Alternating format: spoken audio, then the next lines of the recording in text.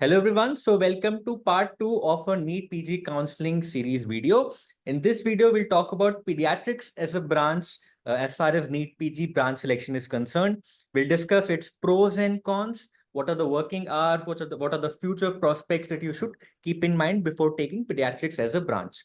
Now, I have Dr. Vishnu, who is my 2011 batch senior from AIMS Delhi, and he is currently doing his DM in rheumatology from the prestigious Jipmer Institute. So welcome, Vishnu. Very happy to have you on this show today. Thank you so much, Rishabh. It's like first of all, brilliant initiative. Like I've been seeing so many queries on Twitter, YouTube comments, etc. And like it will definitely be of help to our juniors. So glad I could do this. Yeah, so we'll first start with pediatrics as a branch. We all know that pediatrics is a good branch, and it is a branch that gets picked up within the top 10,000 rank in the NEET PG, and especially a branch which is a favorite of a lot of toppers as well. Pediatrics as a department is a good department in most of the hospitals and the medical colleges where professors are willing to teach, unlike many other specialities. So, first of all, let's just dive in right into the residency. What does a pediatric residency looks like? How are various subspecialties of pediatrics incorporated into the residency, the OPD and the emergency and the NICU? So, all yours. So I did my MD pediatrics from PGI Chandigarh. So pediatrics as a branch in central institutes and state institutes, there is a significant difference as far as the curriculum is concerned. Maybe not the like exact cases in the general pediatrics and your theory part, almost all of that is same, but there is a significant difference in approach. For example, in our state colleges, it's predominantly unit based, like how we see in our medicine there are either 3 or sometimes 4 units, and then the OPDs, the admission days, the ICU days, the duty days, all of these are kind of divided. For example, a JR is there, he'll be posted in unit 1. He'll have maybe OPD days on Monday, Thursday, admission day on maybe Tuesday, Friday or something, and then he'll have a corresponding duty days. So that is how pediatrics works in state colleges. So depending on the unit, there will be certain bias, like maybe one unit will look at certain specialties somewhat more, other unit may look at other specialties, subspecialties, I mean, a bit more, but overall it's unit based. Any patient can come into any unit, and you'll have to admit the patient and work him up, and if needed, admit in the ICU. That's how the overall thing works. While in central institutes, especially in PGI, it's very, very, distinctly divided. Like JRs are posted into specialties. Like we have 1 month of pediatric nephro, 1 month of pediatric rheumat. Our schedule comes out like that. Like we are divided into 36 months. So 36 postings, each posting may be in any of the subspecialties. In some specialties, you might get 2 postings. Neonatology, for instance, you get at least like 7, 8 postings. Some similarly, like ICU in the sense critical care, whether it be emergency ICU, etc. Those kind of, you'll get 6 to 9 postings, etc. That is how PGI, and to a certain extent AIMS is also divided. That in AIMS it is two monthly or something. That is how that is divided. So that is about the structure of the residency program. Coming to patient, that was what we were discussing about. And then workers, or what are the usual working hours? So that is about the structure of the program. And then working hours, with respect to state colleges and centrals also, again, it's a bit different. In state colleges, there is proper hierarchy that is followed. The first year will be posted in the wards, definitely, and he will be having a bit more duties. He'll be around about working for at least 11 to 12 hours a day, excluding Sunday. Maybe Sunday he'll have a lesser workload, at least 11 to 12 hours a day, plus night duties. So night duties in many of the colleges, you will not have a post night off. Although some colleges do, but most of the colleges don't have a post night off. You will have to stay for at least up to 4 or maybe rounds time, and then you can go. So you'll have these 11, 12-hour days, plus you will have intermittent night duties, maybe 6 night duties per month or something. So yeah, it is definitely hectic. So that is how ward posting goes. Sometimes you will have intermittent postings like emergency postings, something like neonatology postings. Again, these are very, very varied across institutes. Sometimes emergency maybe in shifts of 6 hours, some places it may be 12 hours. For in PGI exam, for example, emergency posting is considered the most hectic posting. In AIMS New Delhi, it's considered among the lightest postings because you have just shifts of 6 hours, etc. So it's very varied.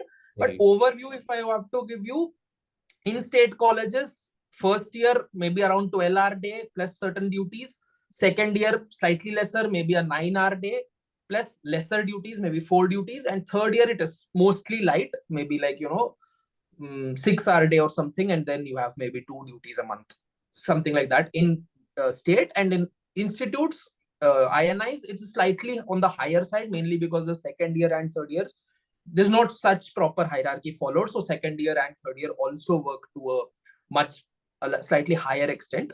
So this is not again across 36 months. It's not the same across 36 months. You will get light postings intermittently, but overall that is how the workload is.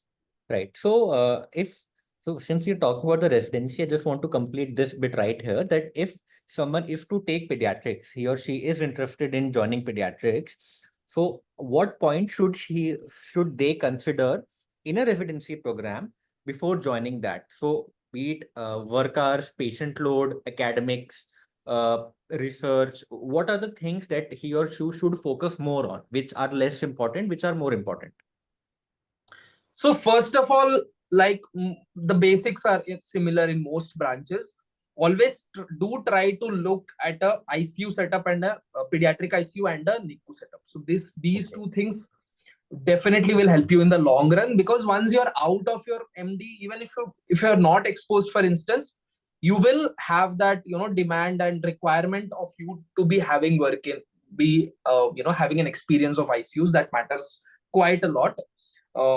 Because even when you go for super specialty, etc., these are the two in demand things, because essentially this is where extra specialty care is required.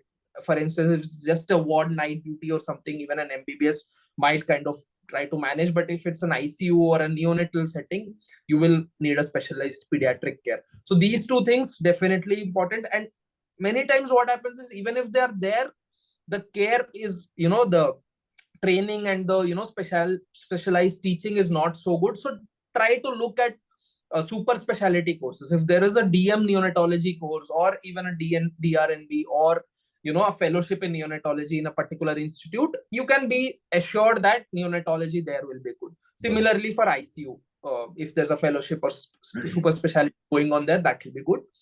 Apart from that, go and take a look at how emergency is functioning there, and the role of a pediatric JR there. So because this is again important, especially if you want to have your own setup, if you're the first contact of the baby or the kid, if you're able to master that instance, stabilizing, these things matter a lot. These things make you a really good pediatrician. So these are some of the things. And then obviously academic schedule, you can go through, you can look at the faculty who are there, you can ask the seniors who are working there about how the teaching is followed. Many times I've seen in certain DNB institutes and even in certain deemed institutes as well, although the schedule is there, the academic schedule is there, but it's not properly followed. So all of that you will have to kind of find out. Research, again, it depends on you how interested you are. Right. Also it will depend on who the faculty is, and also the institute. In central institutes, obviously there is a greater potential, but again there's a great potential for possible research projects, but it's so hectic that it's a bit difficult. Something like AIMS, other non-Delhi AIMS, etc., it's slightly lighter and people are doing a lot of good research there. So yeah, these are the things about research. So overall, this Overall, is this what these things. So if I look at it, so research and academic should be like the last few things that you should consider. First thing is whether your program has a super specialty course also running later on, because then those sort of patients and such teaching will also be incorporated in your MD program as well.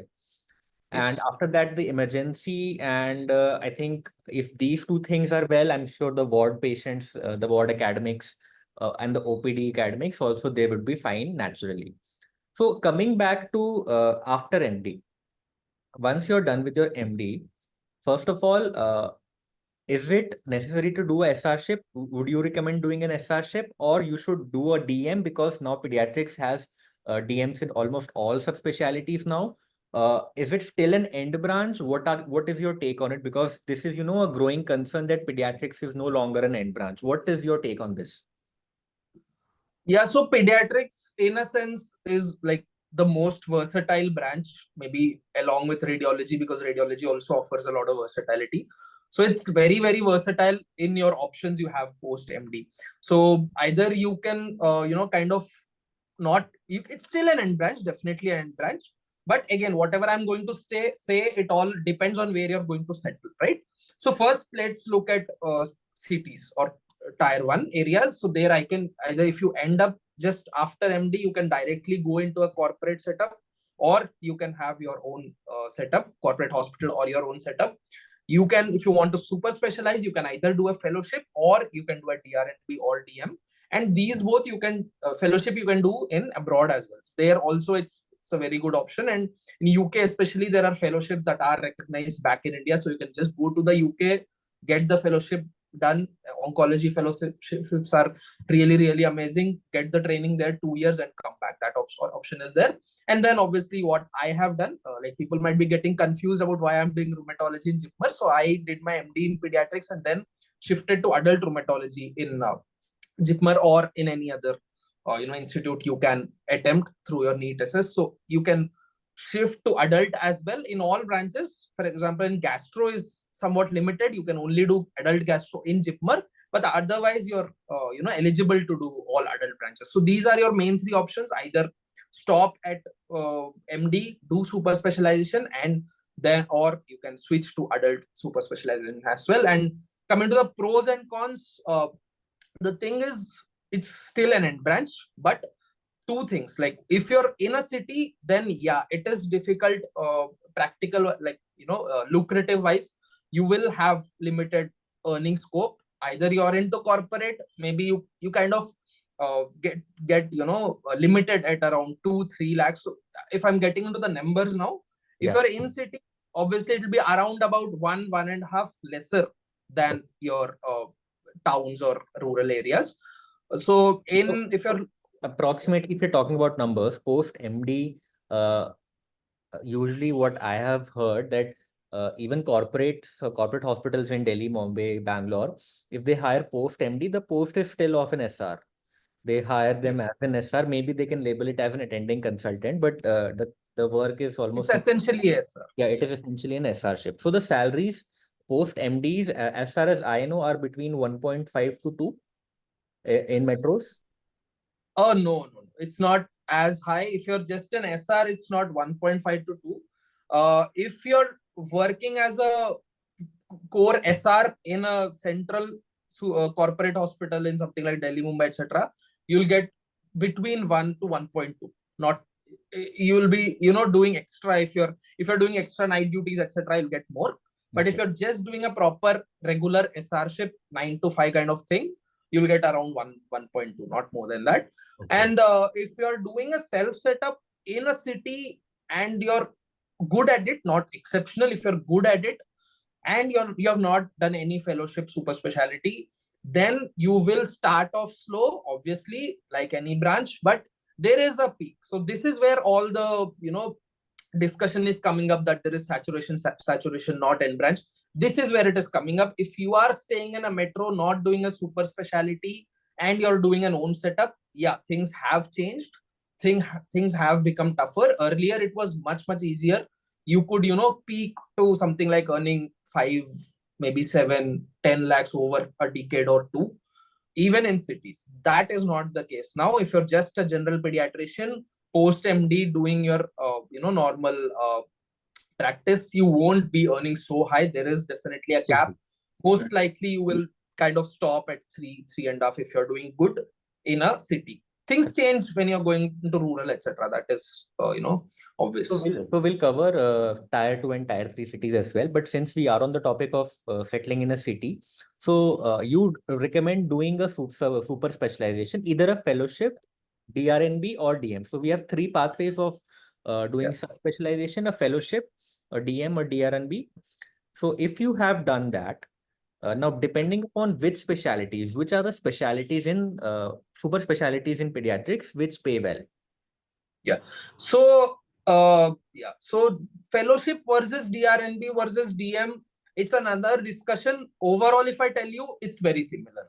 For now, in pediatrics, fellowships, DRNB, DM, more or less similar. Okay, so some changes here and there depending on the hospital, depending on who is hiring, who is looking at you, what they want, it will change. But overall, it's pretty much okay. In adult, maybe fellowships have become, lower down on the pecking order now, but in pediatrics, fellowships are really well respected. Okay. Now, coming to among the branches, right, super specialties or subspecialties, definitely there are mainly two which are, kind of booming. Neonatology, the evergreen branch.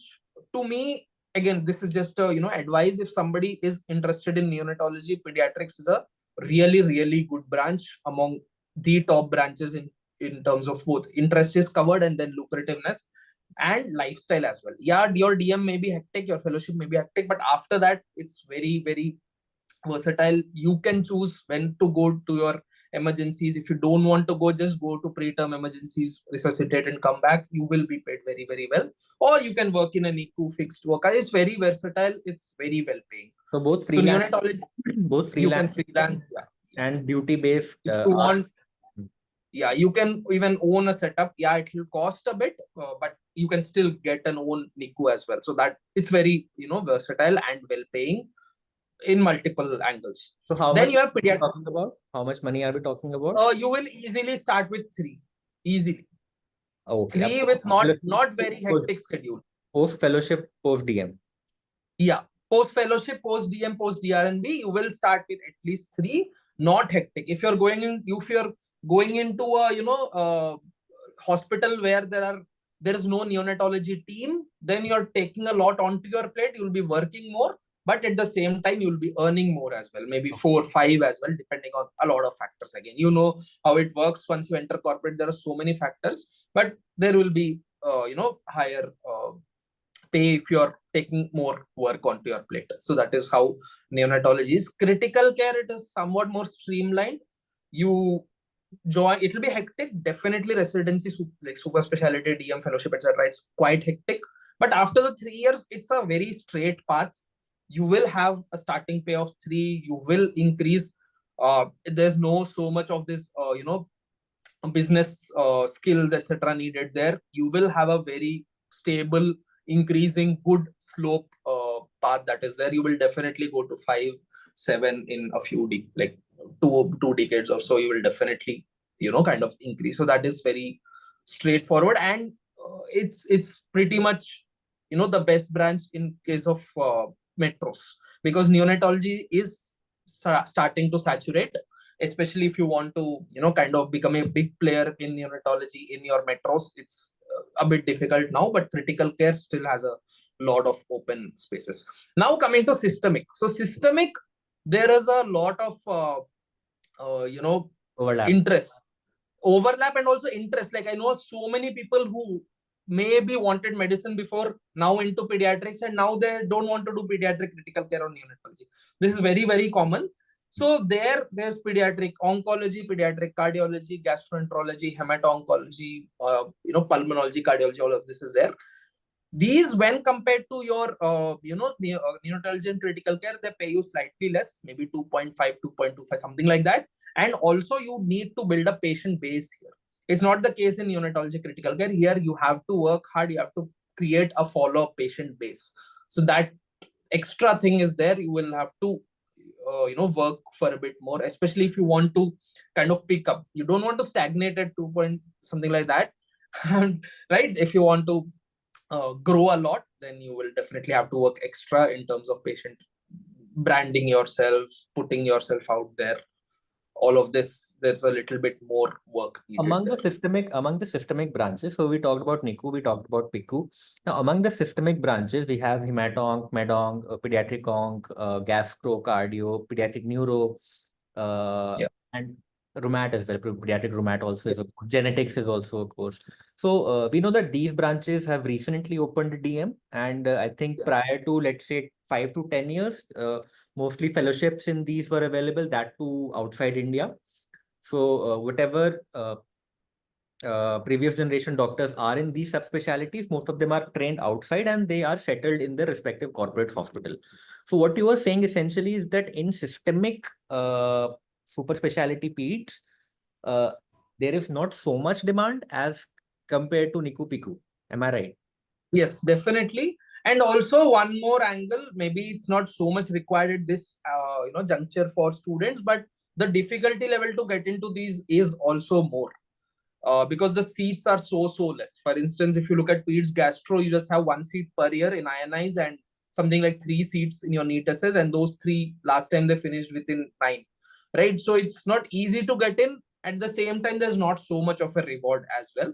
So these things are there, but obviously interest tops it all when it comes to this stage, like super specialty stage. It's not so obviously that is there, but yeah, demand is slightly lesser, definitely, and also the getting those branches are difficult. But at the same time, if another factor is that if you're doing a pediatric onco, pediatric gastro rheumat, there's very less scope of you going into rural areas and towns. If your hometown is some town or a rural area, do not choose these branches. That is also there.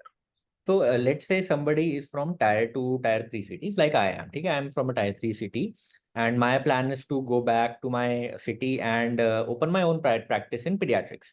And I'm happy with general pediatrics. I've done it from a good institute, state college, NEET PG, but I've done it from a good institute. I want to practice general pediatrics. I've done 1 or 2 years SRship as well. Now, what is the path to private practice? So what are the finances involved? How many years of lagging are we talking about? So years till you have a good setup. What is the path to that? So setting up, in your, if you're, I'm not including the neonatal care here. If Yeah, you're putting a, NICU, etc., it will go into higher costs, but otherwise it's not going to cost you much. If you have land, then it won't cost you more than, something like 3 lakhs or maximum 4 lakhs. Uh, Maximum this is just to get a, setup OPD, that's all. But if you want to get a ward, if you want to get a vaccination room with a sister, then you have running costs, etc. Those things will be add on, but just to open a pediatric OPD, obviously it's almost nothing with just minimal things needed. But then usually what happens is you will need a vaccination, what we call a running, kind of a source to get there'll be a payment thing that is happening. Then you'll have a group that is there to help you. All those running costs will be there, but just to set up, almost nothing is there. And then coming to tier 3, the lag period is lesser. If you're talking about cities, the lag period is up to even 10 years. But if you're talking about tier 3 or tier 2 or towns or rural areas, it's much lesser, maybe like 3 years or so. You can easily start earning something like 2.5, definitely. right. So now a very important question that I want to ask, since you have done your DM in adults, and we know that pediatric, MD pediatrics, DNP pediatrics both are eligible to do DM in all adult medicine specialties. So why did you choose it? What are the cons of continuing with pediatrics? Uh, why should someone choose adult DM?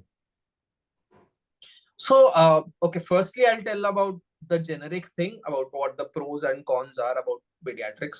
So, firstly, versatility we have talked about. Secondly, the case variety is also good, especially if you're a general pediatrician. An adult medicine person, the referral system is so quick that a lot of times a neurology case will not even reach you. It will directly go to a neurologist. But in case of pediatrics, you will still see all of the cases at first visit. And then again, there is a discrepancy here that although you're seeing those patients, it's a bit difficult to manage. But still, if it's a simple neuro case, you can manage it. You will get that case. If it's a simple rheumat case, something like a Kawasaki disease, you have kind of worked in a something like a area where there was pediatric rheumatic exposure, then you can treat a mild Kawasaki. But this is not the case in adults, where directly the patient will go to a neurologist, etc. Then there is this end branch potential. Yeah, there are caveats, but still, to me, it is still a good case for making it an end branch. And then there are emotional aspects, be it liking for the kids, be it the satisfaction after treating a kid, seeing a kid smile while being discharged, while before he was intubated or something. These are kind of can't be quantified, etc.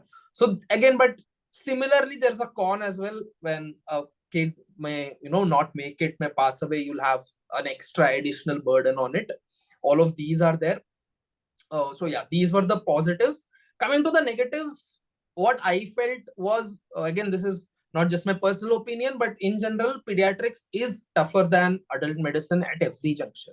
So be it taking a child to a CT, counseling the patient, kind of examining the patient, every juncture it is slightly difficult, obviously, because of the compliance of the patient with your commands. So it's like that aspect is always there. So that difficulty is there. Emotional challenges are there.